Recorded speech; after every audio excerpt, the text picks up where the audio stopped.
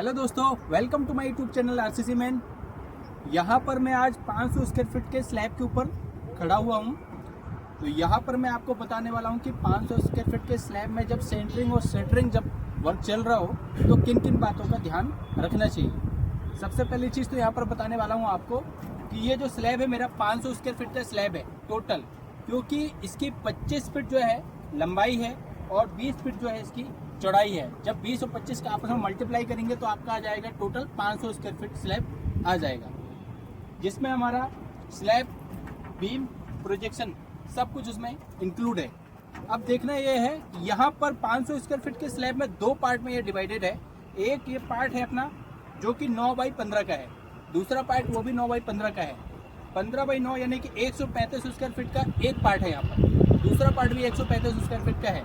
अब देखना ये है कि 135 स्क्वायर फीट के स्लैब में कितनी सेंटरिंग प्लेट अपनी आई हुई है। ठीक है, सेंटरिंग प्लेट अपनी जो है 3 बाई 2 की प्लेटें हैं। 3 बाई 2 की प्लेटें, जैसे कि स्टैंडर्ड साइज होता है हमारे प्लेट का, 3 फीट इसकी लंबाई है, 2 फीट इसकी चौड़ाई है।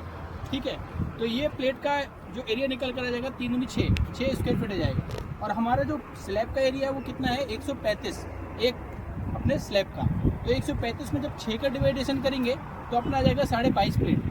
तो हम लोगों ने 22 प्लेट लगा दी है और बीच जो गैप बच रहा है उसमें हम लोगों ने जो हमारे जो प्लाई होती है प्लाई को कटिंग करके लगा दिया है। तो इस प्रकार से 22 प्लेट ये वाले स्लैब में आ जाएगा और ऐसे ही सेम दूसरे वाले में आ जाएगा। तो इसके हिसाब से हमने 22 दूनी 44 टोटल 44 प्लेट अपनी यहाँ पर लगी हुई है।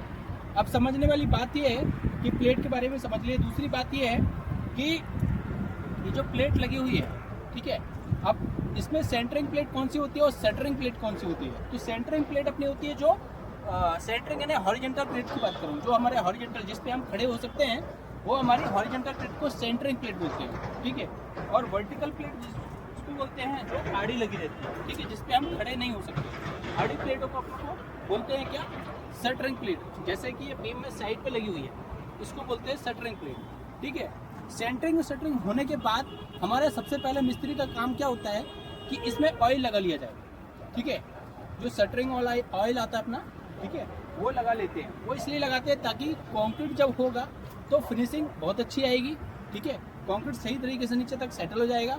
और दूसरी बात ये है कि जब डी शटरिंग जब इसका करेंगे तो फिनिशिंग बहुत अच्छी दिखेगी और जो सेंटरिंग प्लेट है आसानी से निकल जाएगी, रिमूव हो जाएगी। ये बातें हो गई। उसके बाद में क्या है, और ऑयल लगाने के पहले ये जो चिकन टेप दिख रहा है आपको, चिकन टेप जरूर लगवाएं। चिकन टेप यानी कि स्लैब टेप, ये ब्राउन कलर का स्लैब टेप है, ये लगवा लें ऑयल लगाने के पहले, क्योंकि ऑयल लगाने के बाद लगाएंगे तो ये जो टेप है वो रिमूव हो जाएगा, निकल जाएगा, सही से लगेगा नहीं। ठीक है मिस्त्री जी, ये जो कॉलम के बाहर आपके निकले हुए हैं इसका आप क्या करने वाले हैं? मालूम नहीं। देखिए, हमारे मिस्त्री को तो नहीं पता, मैं बता देता हूँ आपको इसका क्या करने वाले हम लोग। ये जो अपने कॉलम के बाहर जो निकले हैं दोस्तों, ये अपन स्लैब में स्टील के साथ में स्लैब के स्टील के साथ बैंड करने वाले हैं। और इसके बारे में आपने बहुत से वीडियो देखे होंगे कि सभी लोग ये बता देते हैं कि बैंड करना है स्लैब के स्टील के साथ, लेकिन कितना बैंड करना है ये नहीं पता होता। तो मैं आपको बता देता हूँ, यहाँ पर हमारा जो स्लैब की जो थिकनेस है उसी थिकनेस के बराबर हमको स्टील जो है बैंड कर देना होता है। जैसे कि हम लोग ने यहाँ पर स्लैब जो 5 इंच का रखा है, तो कम से कम हमारा जो ये जो कॉलम का जो स्टील है 5 इंच ऊपर अपना निकला होना चाहिए। लेकिन यहाँ पर हमने 5 इंची नहीं, बल्कि यहाँ पर हमने जो स्टील रखा है हाइट का, ये लगभग हमारा 10 इंची है। ठीक है, तो ये हम लोग ने 10 इंची स्टील को स्लैब के स्टील के साथ बैंड कर देंगे।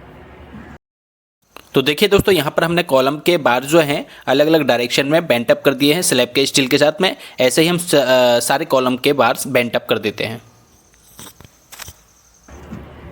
इस प्रकार से कॉलम के स्टील को, जब हमारा कॉलम ऊपर नहीं जाना होता है तो हम लोग स्लैब में ही कॉलम के स्टील को बैंड कर देते हैं। दोस्तों, यहाँ पर ये 2 वे स्लैब है। 2 वे स्लैब के स्टील के बारे में, बीबीएस के बारे में अगर आपको सीखना है, इंटरेस्टेड है, तो प्लीज़ मुझे कमेंट कीजिए। इसके टोटल स्टील के बारे में किस प्रकार से कैलकुलेट किया जाता है, किस प्रकार से टाई किया जाता है, वो हर एक चीज़ मैं आपको बताने वाला हूँ। नेक्स्ट वीडियो में आपको बताऊँगा, प्लीज़ मुझे कमेंट कीजिएगा। और चलिए मिलते हैं नेक्स्ट वीडियो में। Thank you.